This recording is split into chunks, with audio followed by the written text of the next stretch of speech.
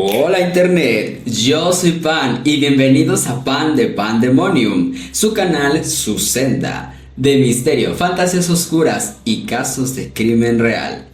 El día de hoy hablaremos de dos historias que inspiraron al autor norteamericano Thomas Hardy para la escritura de libros como El Dragón Rojo y El Silencio de los Inocentes, y más específicamente para la creación de su personaje más famoso, el fagocitador ficticio más reconocido de todos los tiempos. Así es, estoy hablando de Hannibal Lecter. Pero antes de internarme en lo que corresponde a la ficción, hay que regresar a los hechos, a lo que sí sucedió. ¿Quién llegaría a pensar que los hechos que inspirarían al autor norteamericano sucederían en México, más específicamente en Monterrey? Y como ya es tradición del canal, comenzaremos con una pregunta hacia ustedes.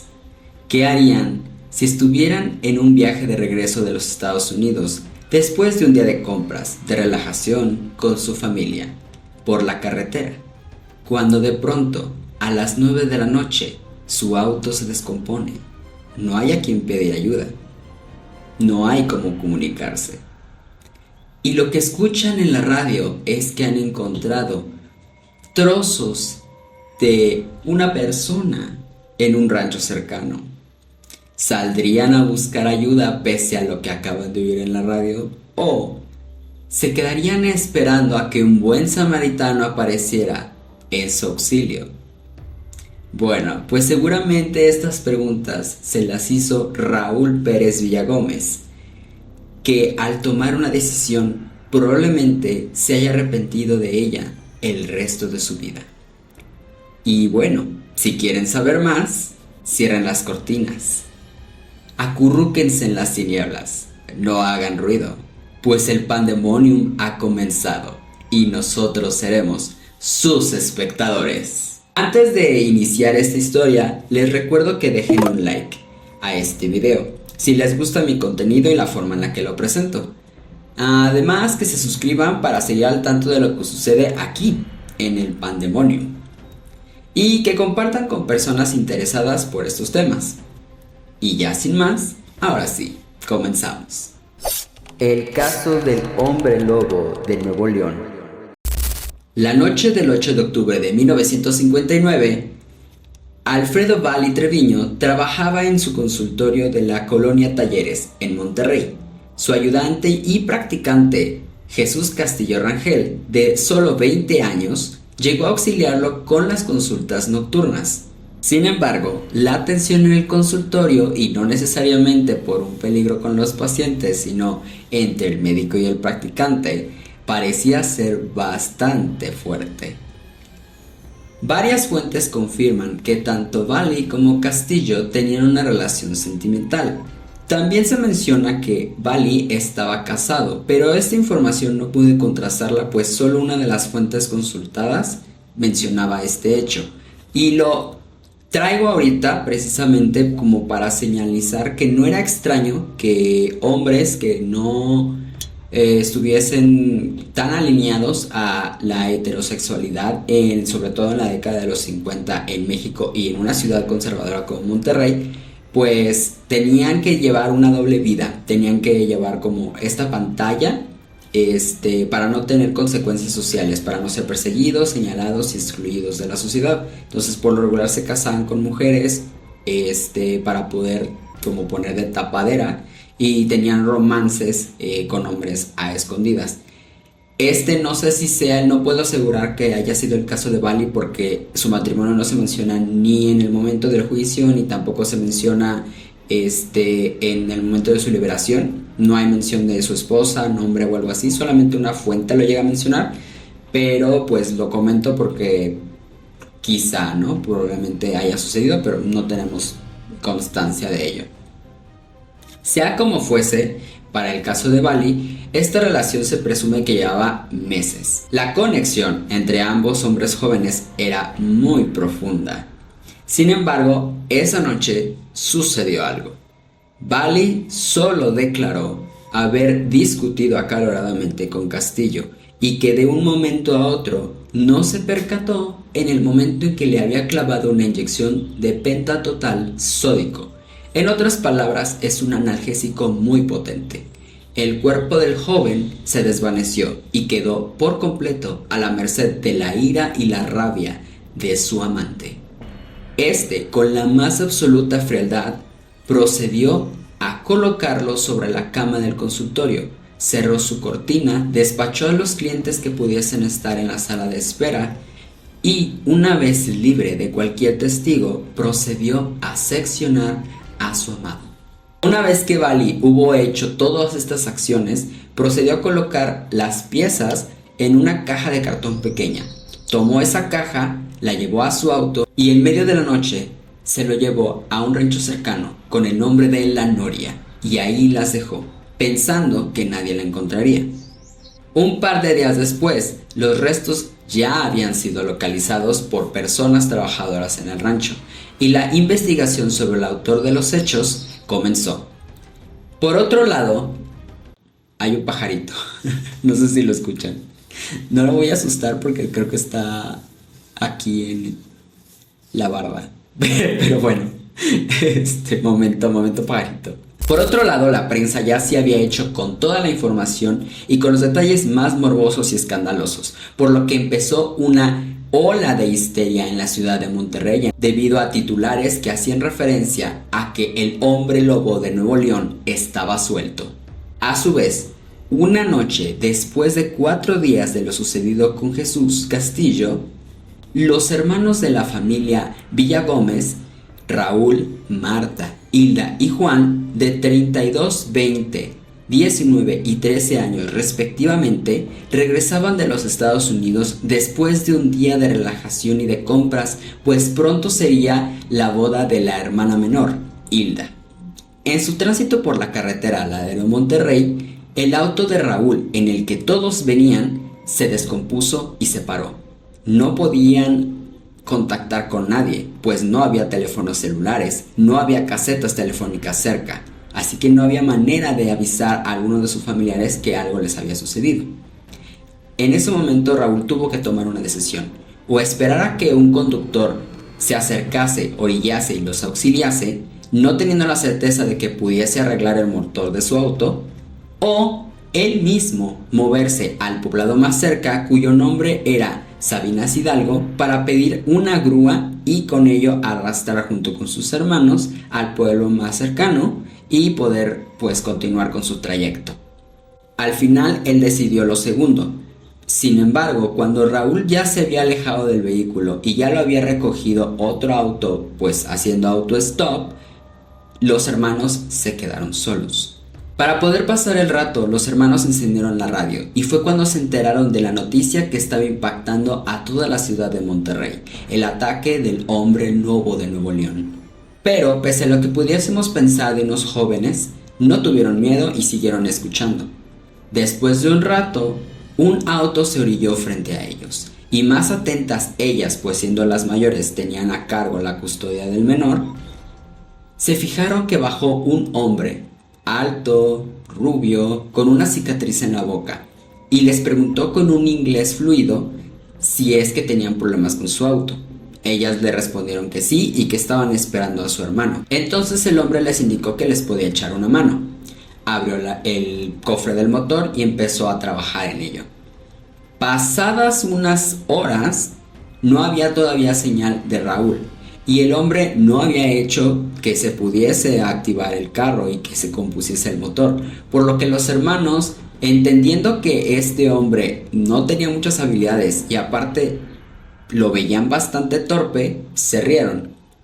Y pese a que a lo mejor pudiésemos entender que una reacción obvia del hombre sería interpretar esto como que, bueno, yo les estoy echando una mano y se están burlando de mí porque no estoy logrando hacer que esto se componga, pues te molestas y dices, bueno, chica, quédate con tu problema y me voy.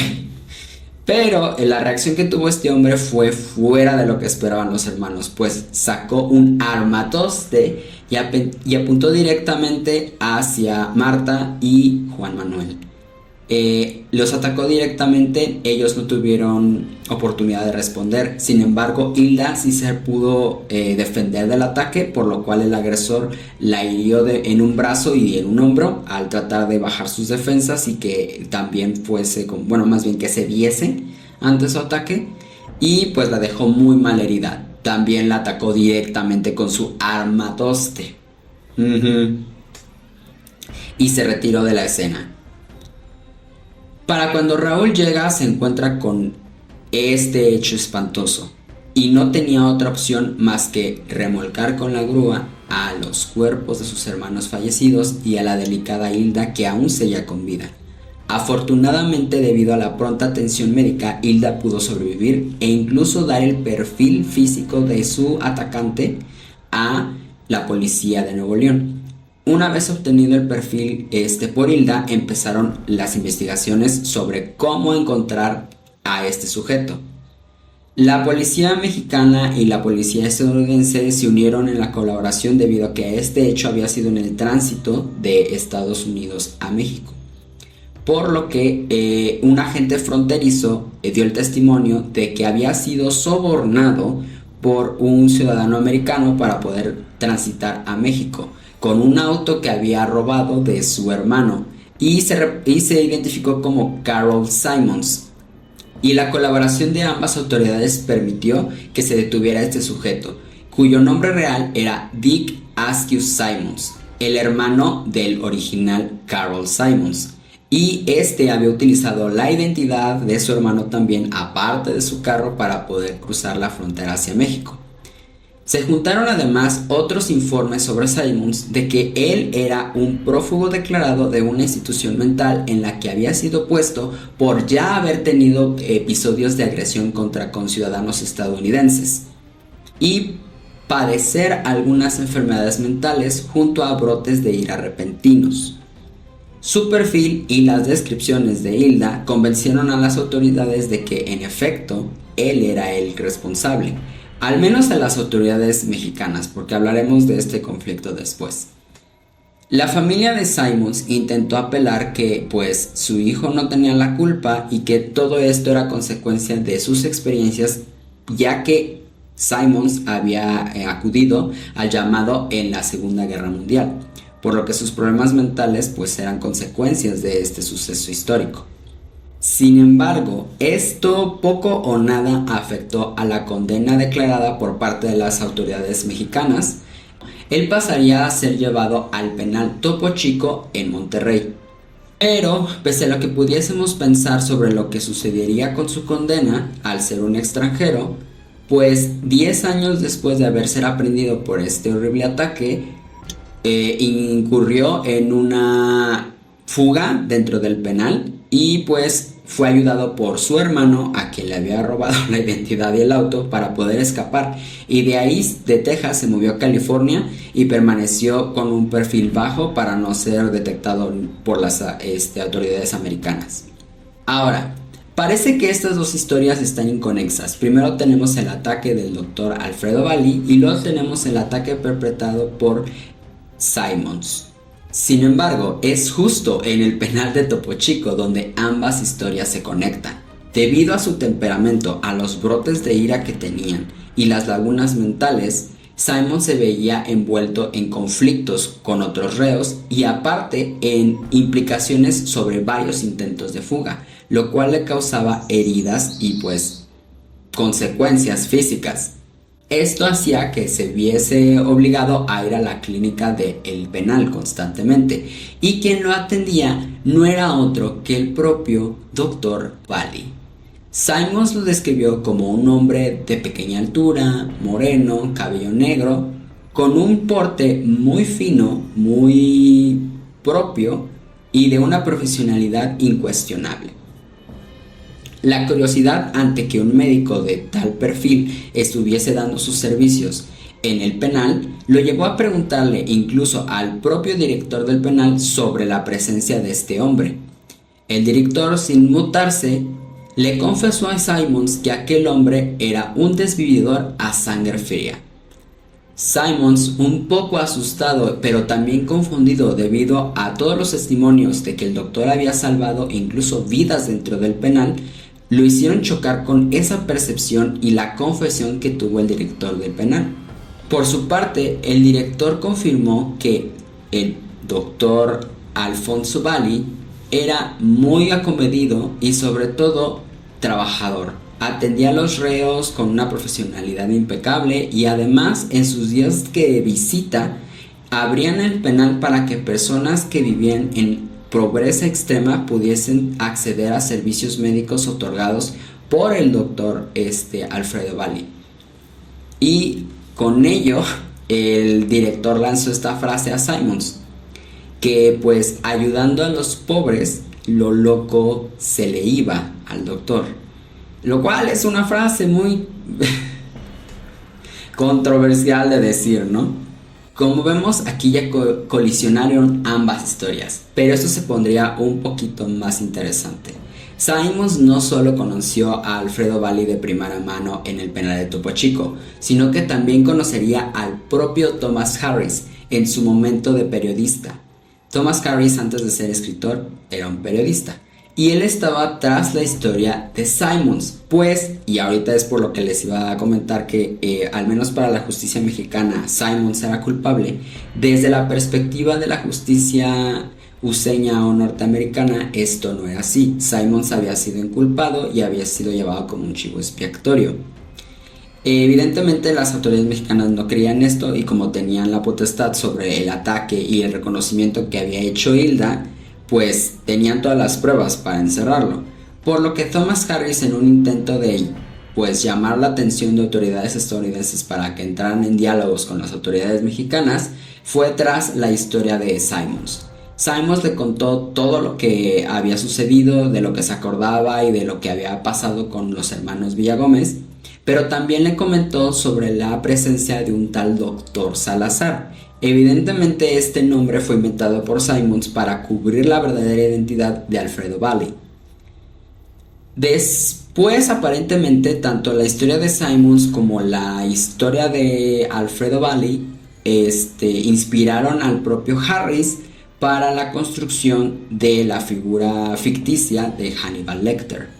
Y como vemos, hay muchas correspondencias con Hannibal Lecter y el doctor Alfredo Valli. Por ejemplo, la profesionalidad, la limpieza, el hecho de que tuviese como unas tensiones muy homoeróticas y todo esto con sus víctimas, está marcado en el personaje de Hannibal Lecter. Sobre todo en versiones tanto antiguas como versiones más recientes. Además, Harris hizo su propia investigación y descubrió más detalles sobre la vida de Alfredo Valli, aunque me parece que nunca llegó a conocer su verdadero nombre y siempre lo trató como un tal doctor Salazar. Ahora hablemos un poco de lo que sucedió en el juicio de Valli y cómo llegó al penal de Topo Chico. Una vez que se encontraron la evidencia en el rancho de La Noria, la policía pues no tardó en identificar a Jesús. Y de ahí pues la persona que estaba literalmente a cargo de él por ser su practicante era Alfredo Valli. Hicieron las preguntas, cuestionaron y revisaron el consultorio. Pese a los esfuerzos de Valli, encontraron rastros de líquido vital cereza en el consultorio y pues lo conectaron directamente con lo que le había pasado a Jesús. Aquí empieza lo interesante porque la condena de Valli había sido dictaminada como pena capital y dentro de la justicia mexicana él sería el último al que se le daría esta condena. Sin embargo, debido a las actividades que desempeñaba dentro del penal como el doctor del penal, su condena sería revaluada y estimada en solo 20 años, por lo que en la década de los 70 ya era libre. Una vez fuera del penal, él regresó a su consultorio en donde había cometido ese acto contra Jesús y siguió dando consulta en la colonia Talleres el resto de su vida hasta que llegó hasta el año 2000, que por una lesión en la columna no pudo seguir trabajando con la misma constancia y sería en el año 2009 a sus 78 años que fallecería. suena un poco macabro y tétrico que las personas que hubiesen sido atendidas por el doctor Alfredo Bali probablemente no conocieran su pasado ni lo que hizo en un momento de su juventud, a sus 28 años, en la década de los 90 y los 80, ¿no? O sea, como que nunca te planteas que la persona que te está dando consulta pudiese ser un desvividor a sangre fría, ¿no? Pero bueno, primero quiero aclarar que este caso lo escogí por ser la inspiración para el fagocitador más famoso de la ficción y no precisamente porque hubiese actos fagocitistas per se por parte del doctor Alfredo Bali. Entonces, hasta ahí es como su conexión con el fagocitismo. No se tuvo evidencias de que Bali hubiese cometido fagocitismo. Y como hemos visto, el fagocitismo criminal hasta este momento, por los casos que los he traído, no depende tanto de un solo perfil de personas, o sea, no es como que haya un perfil de personas fagocitistas, ni que tengan las mismas condiciones ni socioeconómicas, ni socioculturales, ni tampoco como de topografía, o sea, que sean como en un solo lugar, cosas así. No, no, esto como que esto es un fenómeno más humano y justo por eso me llama la atención, ¿no? Y me gustaría que viesen ese hilo conductor a través de esas historias. Eh, Además de esto, que los perfiles de las personas que fueron víctimas de estos fagocitadores, pues son muy diferentes entre sí, ¿no? En el primer caso tenemos a personas que sí están dentro de un margen social y a las cuales pues la mayoría no va a preguntarse por su ausencia, en el caso de los fagocitadores de Krasnodar. En el caso del blogger fagocitador, pues ahí tenía que ver con tanto su salud mental como un perfil que ya se veía a partir de su pensamiento radicalizado de hacia qué población podría ser agresivo, que era su propia población, ¿no? Que es lo que resulta un poco controversial y choqueante al ser una persona afroamericana. Y en el tercer caso, el de Armin Meiwes, el fagocitador de Rotemburgo, pues aquí el tema es que como yo mantengo la perspectiva de que ese tema, sobre todo ese caso principal, está ahí por el tema del consentimiento y el cómo se dieron las cosas, pues tampoco es que buscara un perfil igual al de los anteriores, ¿no? Y en este caso pues no hubo un acto de fagocitismo, pero también el perfil de la víctima de este picador, por decirlo de una forma, pues no es igual al de los anteriores, ¿no? En este caso tiene una relación sentimental.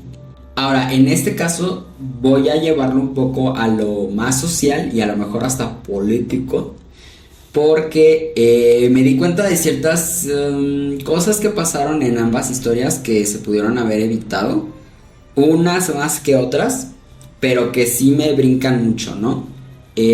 Uno, la nula seguridad que hay de la frontera norte entre México y Estados Unidos, del paso de norteamericanos a territorio mexicano. O sea, como que no hay la misma supervisión y la misma revisión que si un mexicano fue a Estados Unidos que un norteamericano a México, ¿no?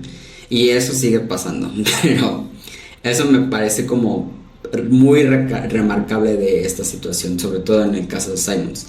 Por otra parte, el tema de la salud mental, que también está del lado de Simons, ¿no? Porque igual se le hicieron pruebas psicológicas a Bali y pues estaba bien. Simplemente había sucedido en un momento en el que, según él, hubo como un tipo blackout y de repente ya estaba así de que, oh, ya lo inyecté. Y luego, pues, ni modo. Supongo yo que era un ataque de ira igual, ¿no? Pero no mostró como un patrón de ataque como lo que tenía Simons, ¿no? Que ya había sido hasta incluso condicionado en una institución mental, ¿no? Pero este hombre, o sea, me parece interesante el perfil de Simons por el hecho de que es un hombre que viene de la experiencia de la guerra. Y habla mucho de cómo países que entran en conflictos políticos y que llegan a conflictos bélicos, pues la historia es siempre la misma. utilizan a las personas de la milicia o a las personas civiles que se integran a la milicia como pues carne de cañón. Al final del día no les interesa que le sucedan a estas personas, tanto física como psicológicamente, y no son pocos los casos. Si les interesa eso, podría hacer un video de ello, de los casos y las condiciones que la mayoría de los militares y de las personas civiles que se integraron en algún momento a la milicia por un tipo de conflicto así, tienen, ¿no? O sea, porque muchos de ellos se encuentran en condiciones literalmente de mendicidad y de extrema pobreza. ¿Por qué? Porque pierden su claridad mental por intereses políticos y económicos de esferas del control de los gobiernos que no les interesan a ellos. Y eso es como un big challenge, ¿no? Creo, bueno, desde donde yo lo veo, ¿no? Porque instrumentalizan literalmente la vida de estas personas para sus fines y no les interesa qué les pasa a esas personas, qué consecuencias tengan. Y con esto no quiero que suene como que le estoy lavando las manos a Simons porque es completamente responsable de lo que sucedió, sino que estoy tratando de apuntar un poco a que las dinámicas de las fricciones socioeconómicas y políticas por lo regular siempre van a afectar más a la población general y a los que no están en el poder. Y pues desgraciadamente es la población general la que va a resentir todas estas problemáticas y las consecuencias de estas fricciones más que las propias personas que los están causando. Otra cosa que voy a tocar es precisamente el hecho de su huida, ¿no? O sea, porque creo que toda la historia de Simons es deja ver muchas tensiones que existen fuera de su propia identidad, pero que parten de ella. O sea, él es un ciudadano americano, fue un militar, tuvo una experiencia, supongo yo que muy traumática, de la cual no se menciona ni se da reporte, pero que haya llegado a una institución mental, pues te dice mucho, ¿no? Que tenga problemas y lagunas mentales y ataques de ira, pues sí, o sea, entiendes que en contexto de la guerra pasan muchas cosas. Entonces, pero sigue siendo un ciudadano americano. Entonces, como que tiene esa boleta verde para decir, ah, sí, te voy a pagar $1, agente fronterizo, que se supone que deberías de cuidar que precisamente no cualquier persona pase o no cualquier persona como que fluya libremente de un lado a otro. Pero en el caso de ser un ciudadano americano, como que no sucede igual como si fueses un ciudadano mexicano. Entonces ahí me parece que hay un problema muy político, que pues si no hubiese sido el caso igual y no hubiese tenido el final que tuvo la vida de los hermanos Villagómez, ¿no? Porque pues si no hubiesen permitido que este sujeto pasara como por su casa con un auto robado, con una identidad falsa, las cosas hubieran sido otras, pero no lo sabemos porque pues esto ya sucedió hace 69 años, ¿no? Pero de todas maneras como que quiero apuntar un poco ahí de que ojo con el ojo. Además, ahora me voy a mover un poco al caso de Bali. Y pues precisamente como yo no tengo o sea, nada más lo voy a comentar así como muy por encima.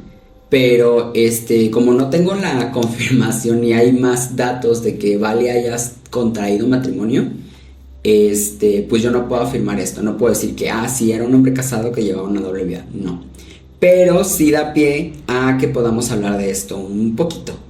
Que es el tema de que, pues sí, o sea, en una sociedad tan reprimida, pero no diría yo reprimida, digamos por un sistema que podemos tocar, sino más bien por una serie de creencias, por ejemplo, qué es ser un hombre, cómo se comporta un hombre, qué le tiene que gustar a un hombre, cómo tiene que actuar un hombre, cómo tiene que llevar una vida un hombre, o sea, como que todas estas cosas del deber ser son pues muy ceñidas para la masculinidad, incluso para la masculinidad que hoy consideramos como hegemónica hoy en día. Me parece que la visión de los años 50 es muy, o sea, constriñe demasiado incluso a las masculinidades actuales que se dicen ser muy, muy, muy masculinas, ¿no? Porque si te pones a ver como ciertas cosas como de que antes no tenían tanto autocuidado los hombres y tú vas a la barbería y como que tienes un punto de vista más estético de tu imagen y todas estas cosas y es como de que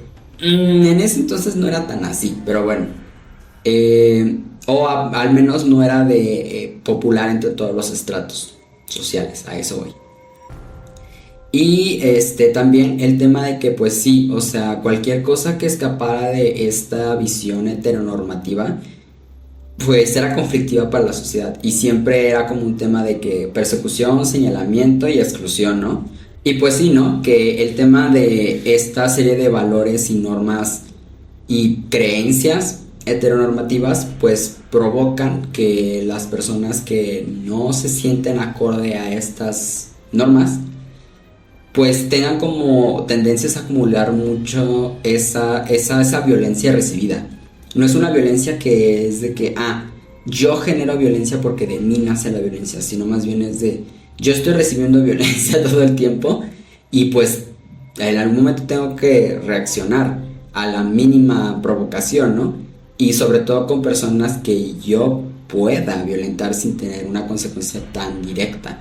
Y en este caso parece ser eso, es como de que, bueno, si tenían una relación sentimental el doctor Alfredo Valli y Jesús Castillo, pues evidentemente la persona en la que va a explotar emocionalmente es aquella que precisamente está abierta emocionalmente a él, porque lo convierte a la vez que en su confesor en la persona con la que se vulnera y que es vulnerable ante él. Es interesante esa relación. Hay psicólogos, díganme si sí tengo razón o no. Pero yo lo veo así desde mi interpretación. Pero sí, ¿no? O sea, todo el tema de los valores, la represión, la sexualidad y tal. Y con ello igual, o sea, no estoy justificando a Bali de que, es que porque fuiste una persona reprimida vas a ser violenta. Pues no, no todas las personas reprimidas son violentas.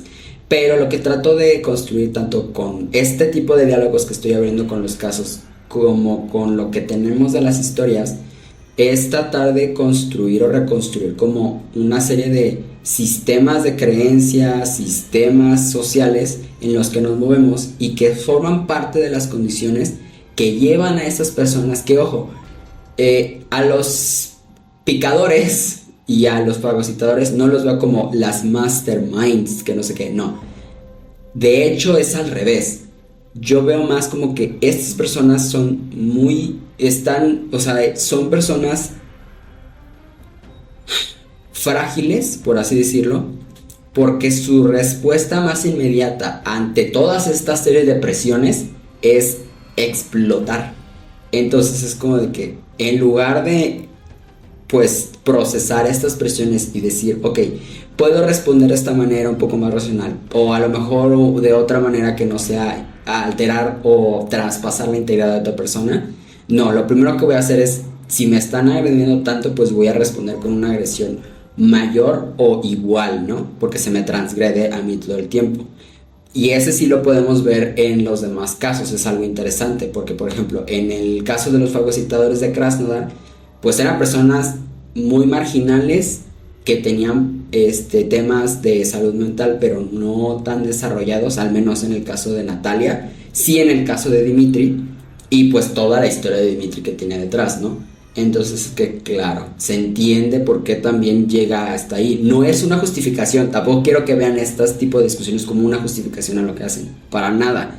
Es más un tratar de entender qué sucede aquí, por qué esto sucede y el fenómeno en sí, sin tener como un sesgo de que, es que son criminales a nivel individual y como son criminales a nivel individual deben de ser condenados y castigados. Y también tengo un punto de vista sobre eso que me gustaría desarrollar justo en el video ensayo, porque es como de cuál es nuestra satisfacción al saber que personas que rompen la justicia o que le hacen daño a otras personas sean castigadas. O sea, hay como un cierto gusto ahí raro porque esas personas sean castigadas. pero yo creo que también tiene que ver con un refuerzo de que, es que como yo no hago las cosas mal como estas personas, a mí no se me tiene que castigar. Pero no tenemos que ser tan inocentes al decir que no estamos expuestos a una serie de condiciones muy parecidas que estas mismas personas. Quiero como abrir conversaciones, no para justificar a las personas, no para decirles, ay, pobrecito tú que sufriste esto y el otro y por eso hiciste así. No, mi punto de vista no quiere decir eso. A lo mejor se puede entender así, pero no, no, no, no. Yo nada más quiero darle una dimensión social, un punto de vista más crítico a los casos. Y eso es la meta de este canal. A lo mejor ahorita ya me estoy proyectando. Este video va a estar largo. Perdonen ustedes. Pero justo, o sea, quiero regresarle esa dimensión social, esa dimensión incluso política y económica que a veces tendemos a quitar de el true crime. Sobre todo lo veo mucho en la comunidad de true crime, que a veces se percibe como estos actos como si fueran individuales, como si fueran excepcionales. Cuando si volteamos a ver las cifras, esos actos no son y no me refiero únicamente a los de fagocitismo, sino en general a todos los actos que van en contra de otras personas. Estas cifras nos demuestran que no es que sean sucesos aislados. Pasa mucho y pasa demasiado constante, y es justo cuando nos ponemos y nos sentamos y decimos ¿por qué? ¿Por qué hicieron esto? Y yo creo que en lugar de preguntarnos por qué lo hicieron a nivel individual y buscar las historias, que también es muy importante una historia, y solo quedarnos con eso, me gustaría como voltear y ver con un ojo más crítico, como mi ojo crítico, que luego menciono en los videos, para entender realmente qué está pasando. Si todas estas series de dinámicas sociales también impactan a estas personas, pero porque no tienen la fortaleza mental, no tienen la fortaleza en salud, no tienen la fortaleza en, pues, todo lo que en su contexto económico, en su contexto social, no tienen una red de apoyo, o sea, como que todas esas cosas que la mayoría de las personas tenemos o podemos llegar a desarrollar con el paso de los años, es lo que, pues, yo digo, creo que ahí está una fuente de esta problemática. No lo aseguro, simplemente estoy diciendo, puede que esto tenga que ver, porque son hilos que yo voy viendo de comparación con estos casos, ¿no? Como les decía, o sea, es como en el primer caso, los fagocitadores de Krasnodar, personas marginalizadas con temas de salud mental. En el segundo caso, un chico no marginalizado, bastante privilegiado, pero que igual estaba como separado en su mundo, empezó a leer literatura pues muy conspiranoica, con ideas radicalizadas, y a empezar a crear un como horizonte imaginario muy oscuro, y lo llevaron a tener ciertas conclusiones que dijo, esto es lógico y lo voy a hacer, ¿no? Porque tengo un miedo ahí latente. Luego, el caso de Armin Meiwes, que ese va más por el tema de que, ok, todo lo que está alrededor de ese caso es tabú. Todo lo que está alrededor de ese caso es tabú, y es como de, ok, ¿qué hay detrás del tabú? Bueno, pues todas estas normativas. ¿Por qué existe un tabú? Porque hay una prohibición. Porque hay una prohibición, porque hay una norma que dicta que eso no debe de suceder. Y ahora es preguntarnos,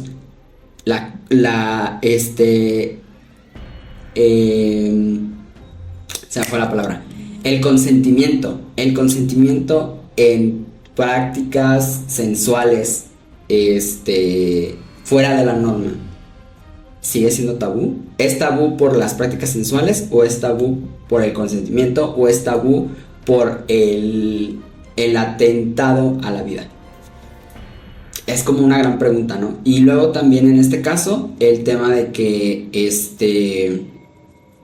las dos situaciones, la salud mental, el hecho de que tienes una serie de privilegios por ser un ciudadano americano frente a un ciudadano mexicano en igualdad de condiciones, y luego el tema de que esta persona, aparte, su salud mental devino de esa manera por haber experimentado la guerra en primera instancia, o sea, de cara, y el cómo después hubo como un cierto proteccionismo por parte de las autoridades americanas con su fuga, ¿no? Es como de que, ok, se reportó que había sucedido esto, pero no vamos a dar seguimiento, o sea, no nos interesa, porque nosotros como la justicia americana consideramos que es inocente.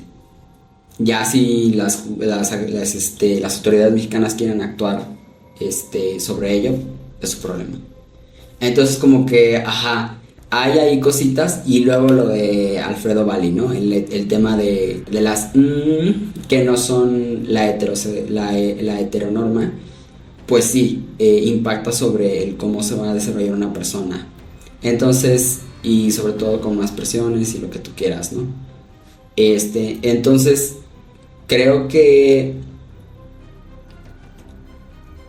este proyecto va apuntando hacia a ese objetivo que tengo. Y pues me gustaría que precisamente con estas preguntas y como yo, o sea, la pregunta del inicio de qué harían con esto, con el otro y aquello, es un poco para abrir el tema de que nosotras personas que no tenemos ese contexto, que no tenemos esta realidad, ¿qué haríamos en esas situaciones? Y luego con estas preguntas al final es como de que, ok, ya vimos todo esto.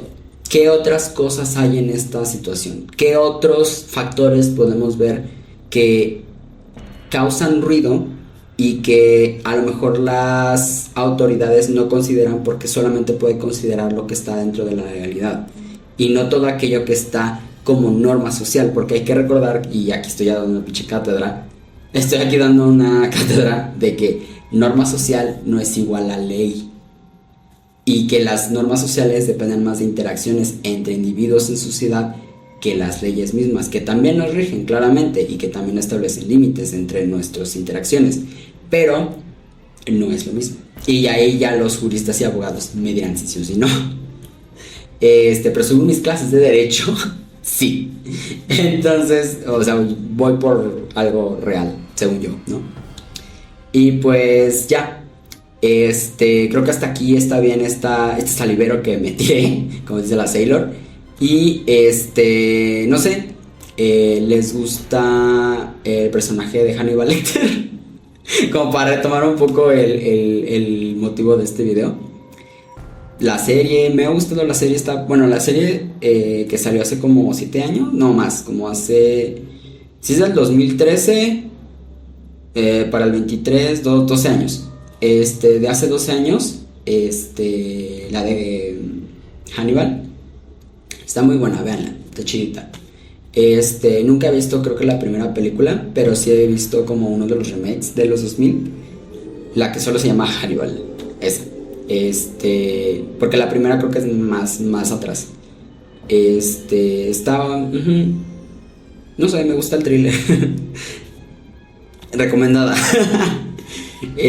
¿Sabían la historia de origen de precisamente el personaje Hannibal?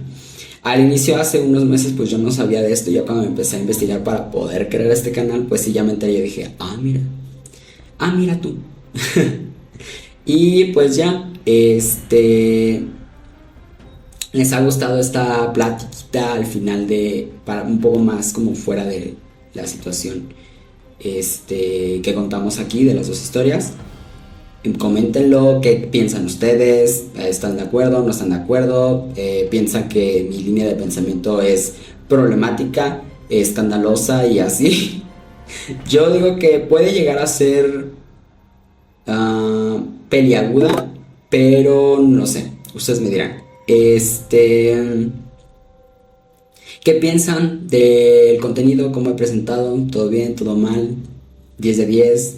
Terrible, ninguna estrella. Comenten, no olviden dejar su like, compartir, y ya con esto me despido. Yo soy Pam y espero que el pandemonium que hemos liberado aquí no los devore. Los veo en la próxima. Chao.